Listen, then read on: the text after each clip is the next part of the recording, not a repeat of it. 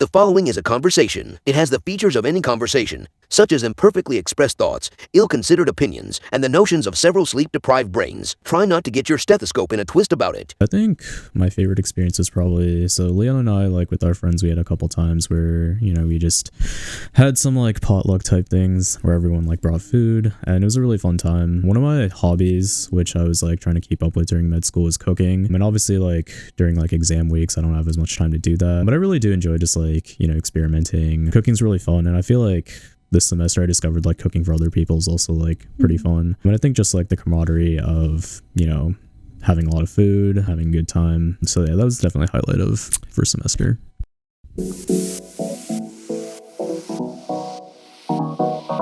Meandering in the margins of medicine, it's the Shortcoat Podcast.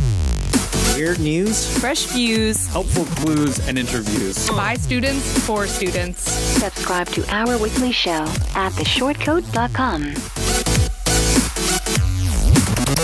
Welcome back to the Shortcoat Podcast, the show that gives you an inside look at medical school from the students drinking from that fire hose. It's a production of the University of Iowa Carver College of Medicine. I'm Dave Etler. With me today in the SCP studio, all the way from Johnston, Iowa, it's M1 Leon's son. How's it going? Is that right? Yeah, that's right.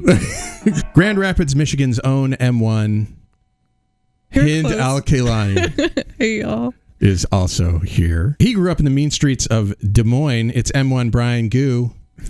What's up? And I am from Massachusetts, if anybody cares about that at all. I do. Thank you. You ever been to Massachusetts? No. I have. You have? I've been to Boston twice, and I guess the two times I went, they both had record low temperatures for... Yeah. You got to go in the warmer months. It's much nicer.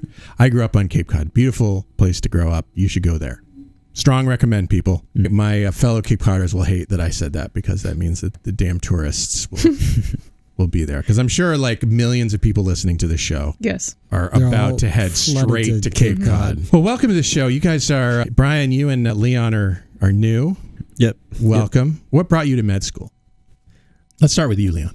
To med school in general? Yeah. Well, it seemed like a good career. Initially, I wanted to do physical therapy because I had like a really good experience with my physical therapist, and then I did some shadowing and I realized like I don't think the job is for me. And then medicine seemed like similar to PT in that I was getting to interact with people a lot and listen to their problems and help them, but I like that there are so many more specialties, and like even in primary care you'd see way more than you might in physical therapy and work with different body systems. So it seemed like there was just like a lot out there and a lot of different ways that you could help people.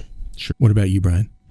Yeah, so I didn't really know what I wanted to do coming out of high school. I knew I liked biology. I knew I wanted to do something science related, health related. It took me like a few years to kind of just like explore medicine a bit. Like that was the direction I was leaning at the start of college, but I wasn't quite set on that yet. But I think the humanistic element of it all was like what drew me to really getting to know people personally and kind of like, empower them through, having the knowledge and skills to, actually find solutions to health problems. And I thought that was just like a really cool aspect, really rewarding. So yeah, that's how I got here.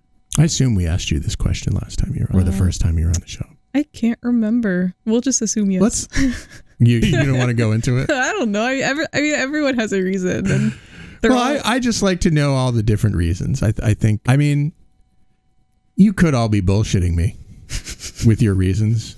I mean, for all I know, you're like, because of the money. I'm sure some people out there, but you don't want to admit. Well, if any of us are acquisitive, want to be rich people, I think it's Hend. Well, okay, I don't want to be okay. Wow, Leah. Okay, so I just know that like I couldn't see myself anywhere else. Awesome. Yeah. Well, that's good. That's the goal, right? That's the goal. Definitely don't want to be here if you can see yourself somewhere else, because it's not an easy path. Yeah. So you've completed your first semester. Congratulations for completing your first semester. How did it go? It's okay. That's it? That's all you're going to give me? That's your review. I think it was... Let's pretend you're writing an Amazon review of med school, first semester med school. Wow. Delivery was really good. Arrived on my doorstep. No issues with that. I thought it was the first, I think, couple weeks of each course were the most stressful because like leading up to the first foundations exam, I just like no idea what it was going to look like, and I fully expected to like fail the first anatomy exam until I took it, and then I saw what it looked like. Same with MOHD. So I thought that the hardest part was just like getting my feet under me. Yeah. Yeah, I think it was just like a little bit of a blitz, obviously, like, and I didn't really have this perspective until I talked to some friends at different medical schools over break, and we kind of talked about like the pacing of our curriculums and what we've learned so far. But yeah, I definitely think it was like, while I was in it, like pretty much unlike any of the other, classes or like just like my time in undergrad, I feel like it was a lot more fast paced, just like a lot more. I felt like I was just like a lot more busy at like any given point during the week. But like looking back on it now, it's kind of like my dad always tells me, because he's always, encouraging me to challenge myself. But it's kind of this like aspect of, you really want to like stretch your stress tolerance. And I feel like now that I've like kind of been through that, comparatively, like, starting this semester, it doesn't, kind of seems like I've settled in now, and I'm kind of just like used to that routine. I think when the semester ended, I was like, well, that was the craziest thing I've ever done. That is certainly true. And I know that with each semester, it's going to get harder, but we're going to grow into it. I think that the hardest thing, and the thing that I wish someone told me before I started, was like, you have to be patient in knowing that there's going to be a period of time where you have no idea what's going on. Yeah. Like similar to what Leon said at the start of every class, like I'm not exaggerating, probably the first 2.5 or 3 weeks of each anatomy block, it felt like Dr. Pizzamenti was speaking like ancient Mayan in class. Like, yeah. I did not know what was going on. I didn't understand any of the images. And that was frustrating because you like waking up day after day and being like, I don't know what any of this means is frustrating. But and medicine, I mean, and anatomy, I think is definitely a language all of its own, right? It is. It's like comparable to learning a foreign language, immersive program. Yes, especially here, like at this pace. Yeah. So it was just learning to be patient and be like, okay, not understanding what's going on right now is part of the process. It's gonna come together as long as I keep chipping at it. Yeah. And that's something I had to remind myself at the start of this week as we started a new block. Trusting the process. Yeah, trusting the process. It's a lot to ask, I think, people coming in the door, like, trust us, we know what we're doing. Yeah. Well, we kind of do. We've been doing it for a while. I actually more than 100 years. As a reminder, because like I was just thinking yesterday, I was going through like, we're going over the brainstem right now or yesterday, and I was like, oh my god, like GVE, SVE, like what are all these different things? But yeah, I remembered when we were going over like the cranial nerves, like the first pass, and he even said at the start of the lecture, oh, this is a first pass. And then I got done with it and I was like, wow, like I don't feel like I really knew anything from that. And that feeling kind of stayed with me for a while. And then maybe like 2/3 of the way through the block, I looked back at like that first pass lecture and I was like, I actually know some of this stuff. And I still kind of felt nervous and I was like panicking a little bit. But then like maybe the week before the test, I went through it and I just flew through like that module because I was like, well, we already learned this in like greater depth and we did this in greater depth. It really does like build on itself. It takes time to integrate stuff too. I think asking yourself to know it, as soon as it's been shown to you is not a realistic expectation. But, the more you look at it, the more times you sleep, I think that helps a lot. Was there anything that you learned that you are doubtful at this point that you're going to actually use? I think I'll just go ahead and take the layup answer for everyone and say the Krebs cycle. Yeah, that's the usual. Yeah, so, yeah. Well, no. Yeah, I think like, foundations, the first course we take, which is like a lot of biochemistry, cell biology, and not necessarily stuff that's like directly related to body systems, but it's obviously like important to know for the way that systems function or like how different pathways might progress. Yeah, I mean, I feel like I think like learning the concept and like understanding that aspect of it is important, but I'm also not sure like that I really need to know step 5 of the Krebs cycle, no matter like what I end up doing. And, you know, I did like hear that they're kind of like redesigning the curriculum next year to have less of a focus on like the details. But yeah, I'm not sure we needed to go like as in depth as we did. So. Open-mindedness then. Because I think some people have very definite, I mean, you know, Krebs cycle is, you know, that's sort of, as you said, that's the gimme one where it's really hard to imagine whether you're going to use it or not. Anybody else have one? Yeah, I tried to think about this question, and it's like, I don't think I know enough yet to know what's not relevant. So I admire your open-mindedness, but I think there's also other stuff that's like, you know, when am I going to need this? Was there something that you thought of, Leon? Yeah, my mind went to like foundations as well. It was just like, especially, I mean, MOHD did build on that course. So I should say foundations of cellular life, and MOHD is mechanisms of health and disease. Yeah, good call. I forgot that not everybody is. That's all right. That's what I'm supposed to be here for. I think it was important, so I do hope they like keep some element of it in there. But it was like, yeah, think it like I don't even really remember what we covered, and they went over some like metabolic pathways that was just like, I think, presented so we could understand like the language of physiology and like biology for when we actually have to learn it in MOHD. But like looking back, it was just like, this is like way too early to be learning some of this stuff. Like, because they would go into like a specific pathway or mechanism, and then it's like, well, we're not far enough. Like, sure. We haven't seen this clinically, of course, and we haven't really talked about a lot of like the disease implications of like the system. So I expect that sometimes when this happens, it's like it's better to think of it as a familiarization rather than as something that that you definitely need to commit to memory right now, because we're gonna, you know, like we'll come back to that at some point is probably the intention. Yeah, but I agree. What's the thing that you've learned that you have no doubt will come up often in your career?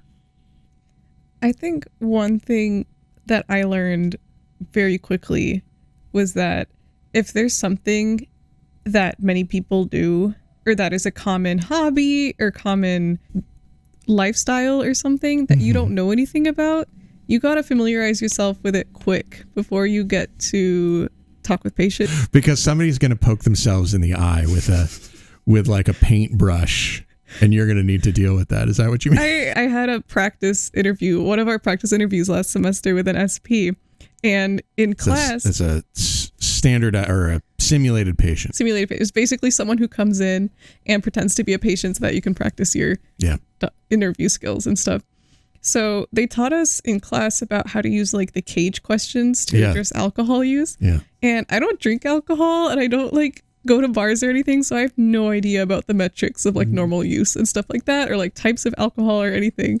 So the SP, like I asked her, like, do you use alcohol? And she's like, oh yeah, I have like a glass of wine like every weekend with my friends. And in my head I'm like, so do I go into the cage questions or not? So I asked her. Hend's like, what's that like? So I asked her. Tell me more. I'm like, do you have any concerns about your alcohol use? There you She's go. like, are you concerned? The wily simulated patient. It was so embarrassing. I'm like, okay, I need to like learn about this stuff like quick. Yeah. I guess you have your assignment for semester 2. Yes. Drink more? I don't know. Yeah. That same thing happened to me, because like I wasn't sure like when to use those questions. So like RSV came in and he was like, yeah, I have like 2 to 4 drinks a week. And I was like, I think that falls under the questions. And like the cage, there's like 5 questions and they're fairly intrusive. It's like, do you drink first thing in the morning? Which is like kind of an accusatory question, because it's like, do I strike you as somebody who starts every day with a drink? So I spent like 3 minutes going through the questions, and then I got done, and then it was the feedback portion. The SP was like, yeah, I don't know why you were giving me like the 3rd degree on my alcohol use. And I was like, I don't either. It's on the list. Vulnerability. I like that. You're showing vulnerability.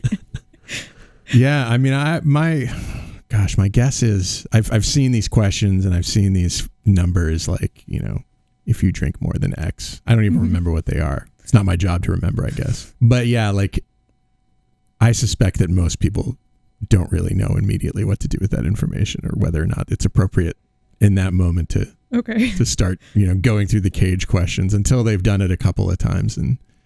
But it's a thing. Most frustrating thing about your first semester?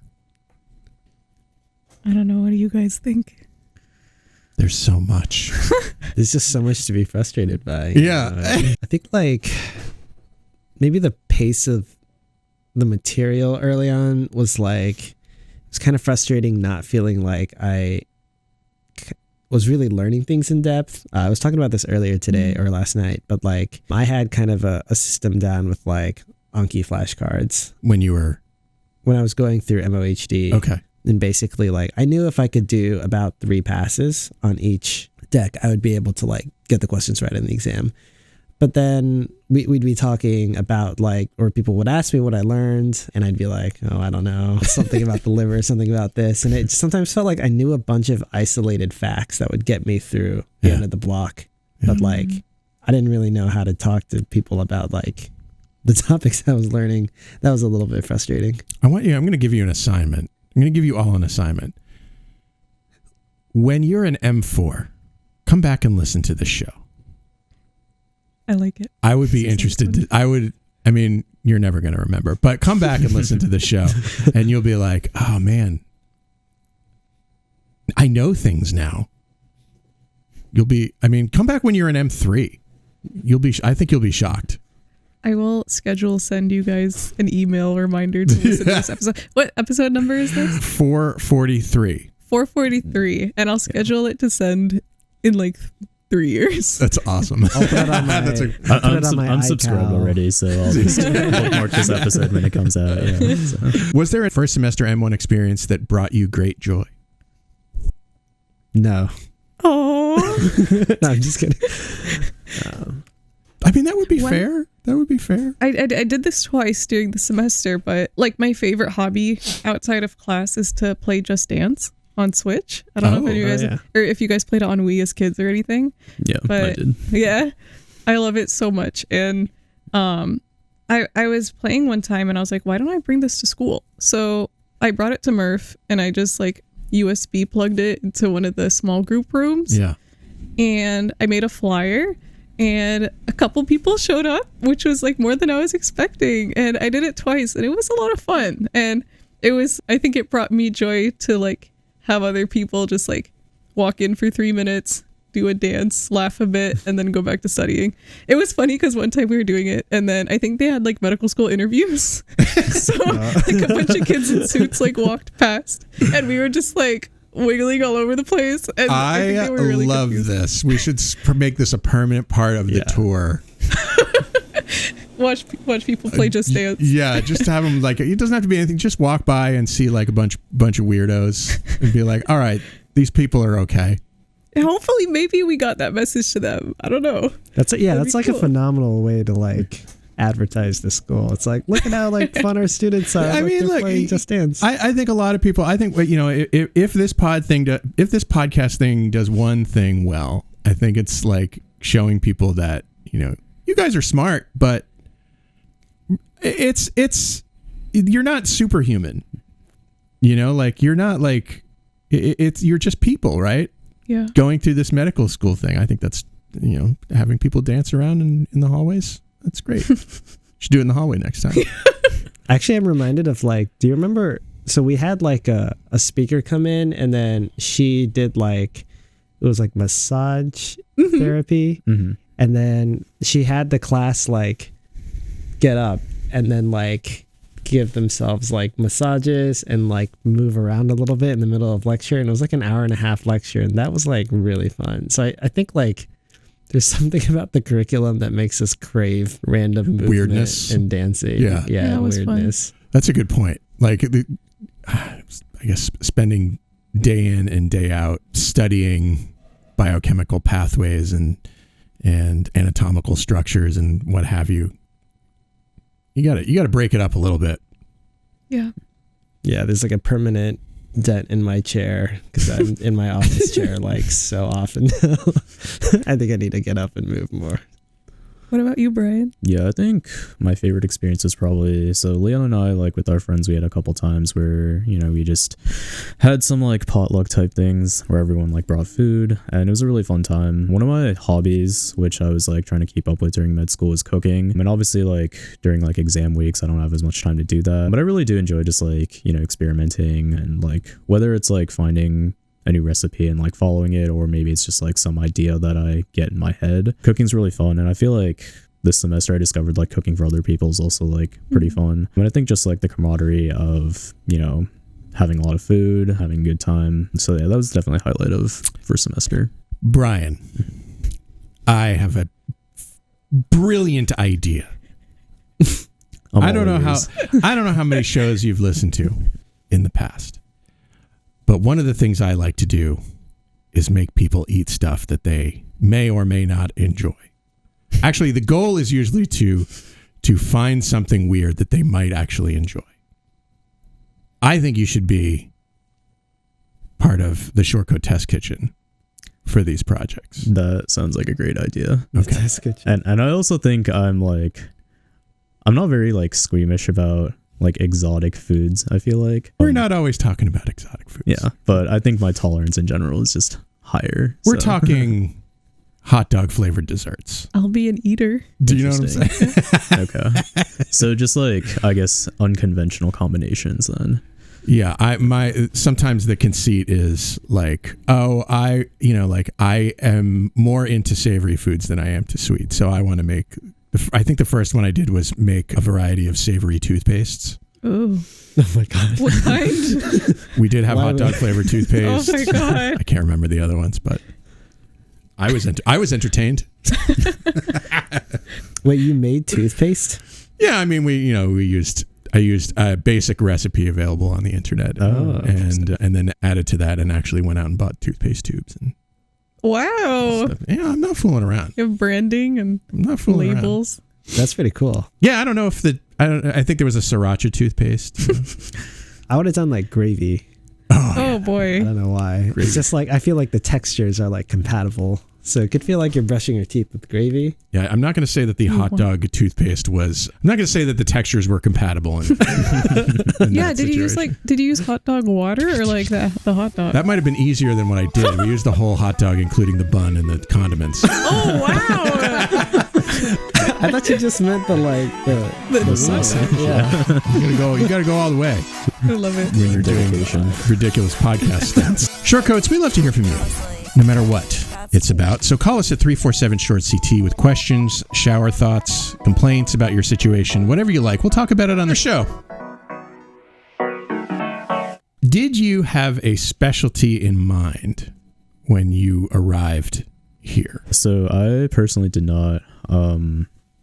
And I don't really think I had like ideas in mind either. I know like some people are, undecided, but they at least like have a few ideas in mind. Yeah. I was kind of pretty open-minded. I feel like I tried to like get experience in different specialties. So I took one gap year between college and med school. And so I tried to like kind of get that experience and see what it was like. So like my job was in an orthopedic clinic, but I also found time to shadow an allergist. So things like that. But, I feel like it didn't really like lean me, or I guess sway me like one way or the other. And I feel like after this semester, I'm still, pretty undecided. Yeah, I would imagine that's not changed a whole heck of a lot after only one semester. What about you guys? Go ahead. Well, what were the two that you ruled out that your parents did? So my dad's a neurologist and my mom's a psychiatrist. And I'm like, okay, sensing a theme here. yeah. So this is oh man, your parents must have been exhausting. They must have been exhausting to grow up under. I mean, if your parents are listening, I hope they are. This is a slog of a block then. I'm currently. I just want to know if they were constantly like, well, let's talk about your feelings. What's going on inside those neurons? I have this memory of like going into, I was like 7 or 8. My dad's a sleep specialist, so he does like sleep studies. And I like walked into his office and there was like a monitor of like someone sleeping. Yeah. I was like, what? So yeah. I know what I don't want to do. Yeah, I want to avoid the brain and maybe like all of internal med. So it's kind of a wide swath of things. All right. Did you ever wake up and your dad was like standing over you? With a notebook, with a notepad. Either no or I repressed it. It's like, you wake up 2:08, wake up. Sleep apnea. What about you, Leon? I really like primary care. So I was thinking maybe family or internal medicine. It's kind of interesting. Maybe like med peds I always thought was cool. Kind of like following along with my previous answer.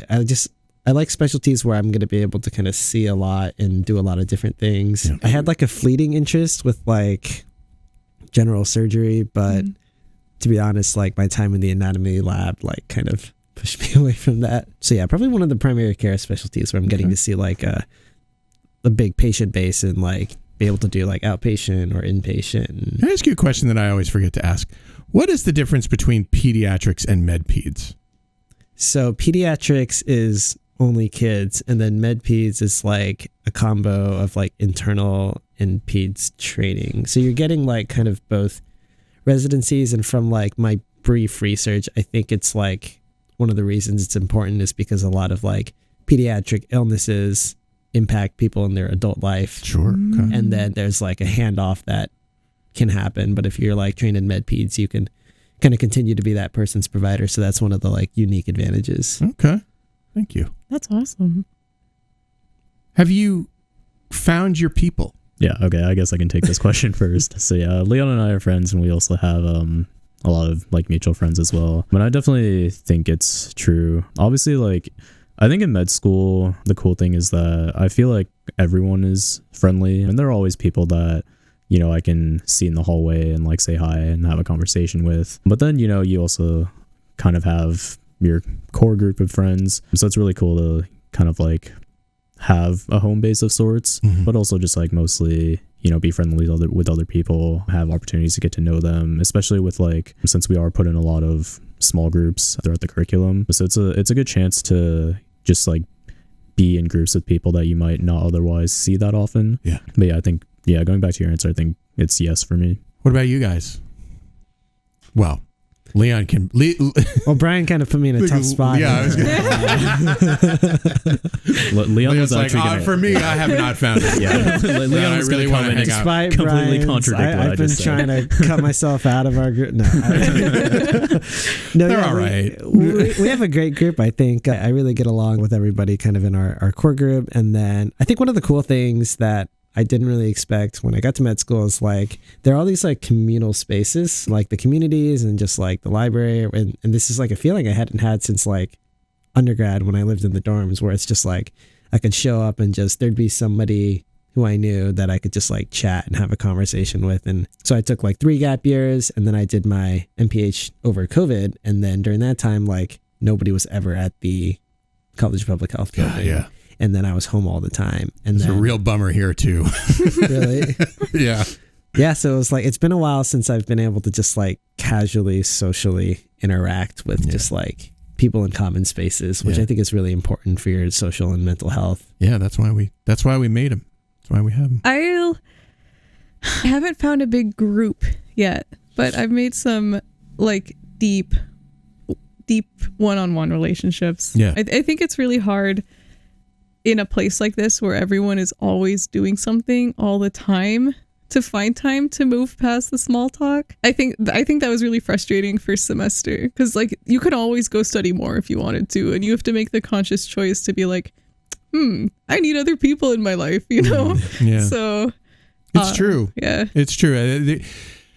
And that's actually true. The older I get, the more intentional I have to be about, you know, socializing. And I'm not saying I'm very good at it, because really, frankly, all I want to do is go home and like crash at the end of the day. Yeah. So yeah, if you're anything like me, you'll find that being intentional about stuff is important, about socializing. Socialism. Be intentional about socialism. You also have to be intentional about that. Yeah. It's also tough, I feel like, going off Hend's point, because, you know, when we're all like in an environment like this, it's hard to sometimes, you know, not talk about school. And I feel like, you know, with relationships, obviously the way you get closer to someone is like, you know, by getting to know them as a person. And, you know, sometimes it's difficult to do that when you see someone and, you know, maybe they have like a lecture open and then, then you just naturally start talking about school. So that's like, you know, another challenge that can be present at times. Yeah, I hear that a lot. There's only so much I want to talk about med school, and then we keep talking about med school. That's what I hear. How well did you anticipate the difficulties of med school, or at least of that first semester? It was a lot. Like I said, at the end of the semester, I was like, this is the craziest thing I've ever done. I did not expect it to be that crazy, but it's doable. You know, I mean, like you said, no one's superhuman, and it's basically just school. Like if you did undergrad, you've kind of already done this. There's just some new things you haven't done. Brian looks a little unconvinced. Yeah, well, I think it was mainly the point about like it being like undergrad. I don't know if I quite agree with that, because I think like, you know, my undergrad experience, I feel like, you know, like exams are still, you know, obviously exams, but I feel like I didn't really, you know, spend, like, for example, like say here we have an exam in 2 weeks. Like I probably spend like the majority of the 2 weeks thinking about that exam. Where in undergrad, I feel like I could a lot of times could get by with just, you know, starting my like, you know, dedicated studying a few days before. I think the other kind of like big difference is going back to kind of what I said earlier about just, I feel like at any point in time, whether that's like during the day or like at some point during the week, I'm busier than I was in undergrad. Because I feel like a lot of times in undergrad, like when it's like the evening and it's like past 8 p.m. or something and I don't want to study, you know, I'll just kind of like kick back and relax for the night. Whereas here it's like, I think to a certain extent you feel guilty about not doing work, but I feel like here I feel more guilty, and it also has a bigger impact when I don't do work. Yeah, I agree. It's just like, it's kind of like, this is one of my frustrations a little bit. It's just like you never really feel like you can take any time off. Like, I mean, we're in the first week of school and I already am stressing about every little thing I do that's not studying. And then like going back to first semester, I think we had like, there's a block in there where we have like exams for like 8 weeks in a row. I never felt relaxed during that 8 weeks. And then afterwards, you know, or at the end of the block, we had like 2 days where you could try to relax, and then Monday it's just like back to it. So you have to kind of get used to the environment of like kind of constant stress. Maybe that's being over dramatic, but like definitely a higher level of stress than it just seems like more atmospheric, you know. Plus you're all stressed out at the same time. Like as an undergrad with friends who were, you know, maybe doing different things, maybe, you know, you are all stressed individually at different times, but medical school is more rigid. Everybody's more or less doing the same thing at the same time. And so I imagine that sort of group dynamic might come into play somehow. But at least you're all having fun together. Yay. It is fun to kind of like, because like suffering brings people together. Yeah. Right. That's why people like do sports stuff, right? That's why people jog. That's why people go running. Yeah. That's why I don't do sports. Cannot relate to the idea of wanting to suffer. Well, good. I mean, you all sound very well adjusted after your first semester.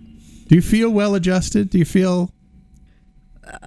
It just keeps getting faster. I mean, like I really thought they were kind of like holding your hands a bit in foundations, and like when you're in foundations you're like, this is like super difficult, but no, like I feel like with every course they're like, oh, we're gonna take away this one thing that helped you get exactly, or like, oh, we'll give you a couple extra lectures to learn in this time frame, which I guess we're growing into it, but that means that there's never a point where you can lean back and be like, okay, I have my feet on the ground, you know.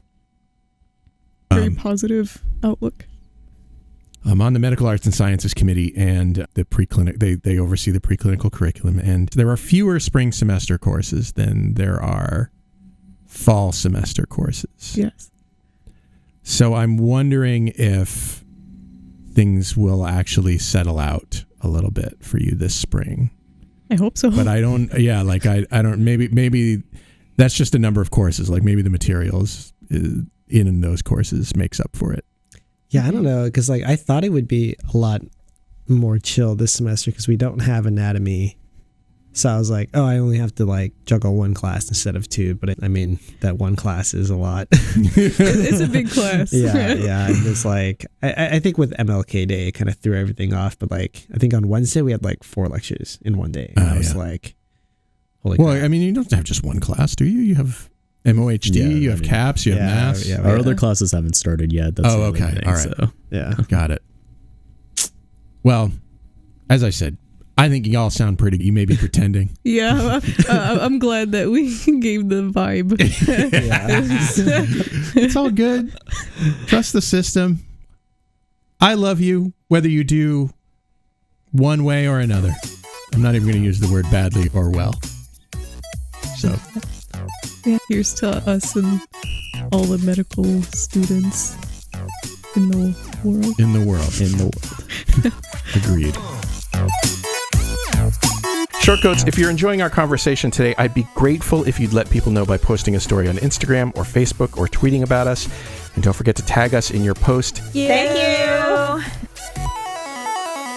We haven't discussed news in a while on the show. I found a couple of things that interested me, given our past discussions on the show. Opioid addiction, sort of everybody knows, remains a huge problem in these United States. But, until recently, getting permission to treat patients with substance abuse disorder using medication-assisted treatment was more difficult because you had to apply for a special waiver, special DEA waiver called the X waiver. But that's been suddenly eliminated. You don't need to go through that anymore. It makes it easier to prescribe buprenorphine, which reduces opioid cravings, sort of helps people get through the withdrawal phase, I guess, of their recovery. The MATE Act, M-A-T, Medication Assisted Treatment something Act, requires providers who apply for a DEA license to undergo an 8-hour training for managing patients with opioid and other substance use disorders. So what this means is if you can prescribe controlled substances, you will also be able to prescribe buprenorphine. So you don't have to go through that extra. And, the theory is it will help to sort of destigmatize opioid use disorders for physicians who are human and who may have their own preconceived notions about, people who use substances. So I think that I thought that was interesting. I'm not sure. Some of the barriers that get put up, some of the bureaucratic barriers seem like such nonsense when you think about it. I actually just saw that they're holding a training right above us upstairs. Oh yeah, on the second floor for the MATE training. Yeah, so it's pretty cool. Yeah, I mean, I like that they're going in that direction. My caveat being, I didn't know a whole lot about this issue. I think like even the name, like the X waiver, sounds like kind of. It's very interesting, right? Who chose that name?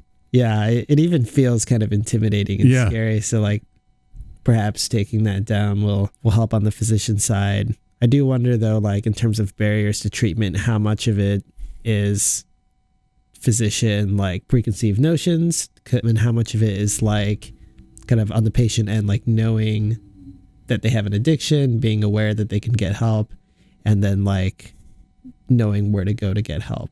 And that's a good point. That element of it isn't really addressed in kind of what we're talking about here. Yeah, that's a good point. Although, I would hazard a guess is to say that most people don't know much about medicine and don't know much about addiction treatment and all that kind of stuff.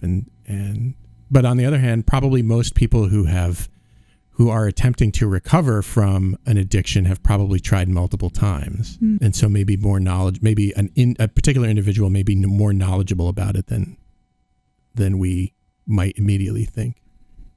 Yeah. And I think in terms of like those patients who are like actively, undergoing the process of recovery, this could be a good thing because there's more providers that they could seek, or if they like have to move to a new location, well, that's the thing. A lot of people I think didn't have this X waiver, so they couldn't use buprenorphine even if they wanted to. And to go through the extra step of getting that X waiver probably prevented a lot of busy physicians from actually doing that. Now they automatically just have it. I mean, I think most physicians or many physicians just prescribe controlled substances. So automatically having that as part of that training just makes it more likely that they will jump to determine that would be useful in opioid addiction cases. Yeah. And I think that's what the article kind of ended with. It was like, okay, now the barrier is less about making sure doctors have access. Now it's mobilizing them to consider it as a treatment option. Right. Yeah. So I guess that would be the next step, yes. basically. Yeah. Yes, mobilizing them, I think was the word. Yeah, and I think it's just like important to kind of have like an awareness of these issues in general, which is why, when I was reading it, it was like pretty interesting to me. I'm not sure if it like quite applies to the situation specifically, but like, I had public health background. I majored in college, and I think we talked a lot about, just principal harm reduction and, not necessarily like stigmatizing the behavior itself, but rather, trying to help people who might have an addiction to just kind of like do that behavior in safer ways. The example being like for injection drug users, we know there's an association with high risk of HIV. So, instead of like trying to force kind of like a decrease in injection drug use, just like finding safer ways, like sterilizing needles, needle exchange programs, things like that. So I felt like this was like kind of a similar principle. And I think it's just like important for people to have awareness, because not everyone might have, heard of that principle or learned about it. Yeah, I think historically harm reduction has been kind of a tough. We've done a couple of shows in the distant past about harm reduction and the theory beyond that. And I know that, politically it's tough, on the legislation side. A lot of sort of hardline law and order people are not sort of interested in, harm reduction. So I think the other thing is the more experience doctors have with harm reduction principles, the more effectively they are able to talk about it with legislators and things like that. So maybe one of the follow-on effects of this will be, a greater awareness and thus a greater ability to discuss these things with legislators who have the power to maybe not make things like an X waiver in the future. Or for other things too. Yeah. That's kind of cool. Another news story. We do talk a lot about mental health on this show, of medical trainees and the toll that U.S. medical training can take. But there is some good news from a 13-year study of interns from the University of Michigan not interns from the University of Michigan, but interns, the study by the University of Michigan Medical School. Improvements have been seen in the mental health of new doctors over the 13-year study period. So typically, it has been observed that there is a jump in depression scores from the M4 year to the intern year. And that jump in depression scores has decreased by a quarter in the last 13 years. And it's attributed to reduced work hours, increased sleep, more feedback from supervisors, and the increased use of mental health care. All of these things probably have contributed to the improvement in depressive symptoms. And that last one I feel like is probably really important. There remains a stigma in medical training about seeking mental health care. So maybe that's changing. Females and non-surgical interns have seen a larger reduction in depressive symptoms. Intern work hours went down by 11%. Sleep hours went up by almost 5%. Woo, nice. And the percentage of those seeking mental health care has increased from 14 to 38%. So that's good news. I like that we're making progress in this area. I don't like to see upset people. I don't like to hear about it. Yeah, I mean, ideally in a patient-doctor interaction, you don't want both of you to be sad. Yes. So That's kind of important. Well, I mean, you guys are, I imagine, aware of the problem. Yeah, I've always just thought it was ironic that they, teach us all this stuff about how to take care of your body. Literally, this week we're learning about more sleep, helps your brain clear toxins, things like that. And, then you get to residency and all that kind of just goes out the window. But not for you. Yeah. I understand why to an extent, because just from cursory knowledge of how the system is in other countries, they have more reasonable work hours, but they also take longer. And I also get that nobody wants to be in residency for 10 or 15 years. But yeah, I think, I feel like it's kind of in line with just the culture shift, just generally, destigmatizing, seeking help for mental illness, and just more emphasis on being healthy, establishing good routines, taking care of yourself. So yeah, it's definitely something we all love to see. I have a Yeah, I guess like my take is, and this is a conversation I had kind of in the fall. We had just had like a lecture on like student wellness, and I was talking to my girlfriend she's actually at University of Michigan. She works in their like wellness center, and she was I was saying like, well, I don't feel like all the tips they suggested, are directly applicable. And then she was like, well, what do you think would help? And I was thinking like, well, it'd help not to have like this many classes and this many exams all the time.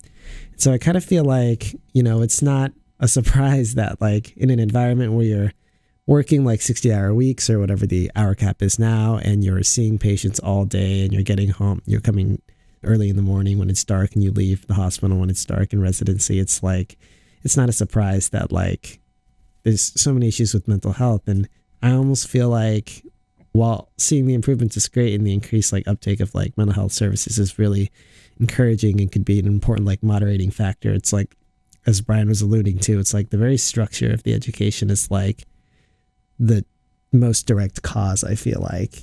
Well, I feel like it's a great point because, when I've had discussions with faculty and staff here about the mental health issue, for years, the thing that was proposed as the solution was, wellness lectures and things like that, to meditate, exercise more, this, that, and the other thing.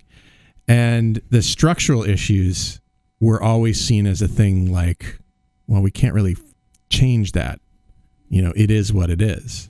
But I think this is maybe pointing to, like, yeah, I know that I'm looking at these numbers. I would assume that a large percentage of this is sort of the destigmatization of mental health care for physicians. But I also think that there have been structural changes. And by demonstrating that those structural changes improve things, I think that will probably lead to more structural changes. Will it be perfect? No, I don't think it will be. I think there's way too much to learn to say like, well, okay, we're going to eliminate all these classes from your life. You can take less classes. Although, like, I don't understand, like, in theory, it would be great if it was like, oh, you know what? You don't have to do this in 4 years and we won't charge you the amount of money that we would charge you to go 5 years, say. I don't know if that will ever happen. I'm not in charge of that. So that's our show. Thanks for being on the show with me today. What kind of null hypothesis would I be if I didn't thank you, Shortcoats, for making this part of your week? If you're new and you like what you heard today, follow the show wherever fine podcasts are available. You can find us on Spotify, Apple Podcasts, Google Podcasts, YouTube, wherever you. Thank you to this week's editor, Mao Ye. The show is made possible by a generous donation by Harvard College of Medicine, student government, and ongoing support from the Writing and Humanities program. Our music is by Dr. Vox and Catmosphere. I'm Dave Etler saying, don't let the bastards get you down. Talk to you in 1 week.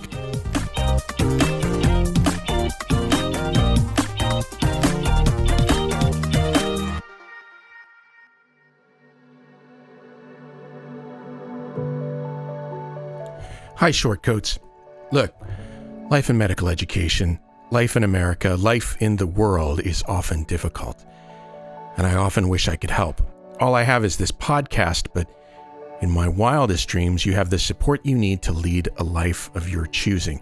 You deserve to be happy, healthy, and successful in whatever ways you define those words. So if you need support because you've experienced racism, discrimination, harassment, mental health crises, I want you to be able to get the help that you need. And so I'm going to put some links in the show notes to some resources that you can use. But the bottom line is that for what it's worth, I see you. I know you're out there. I wish I could do more. Maybe I can in ways that I don't understand yet or know about. But I see you, and I'm glad you're here, and other people are too.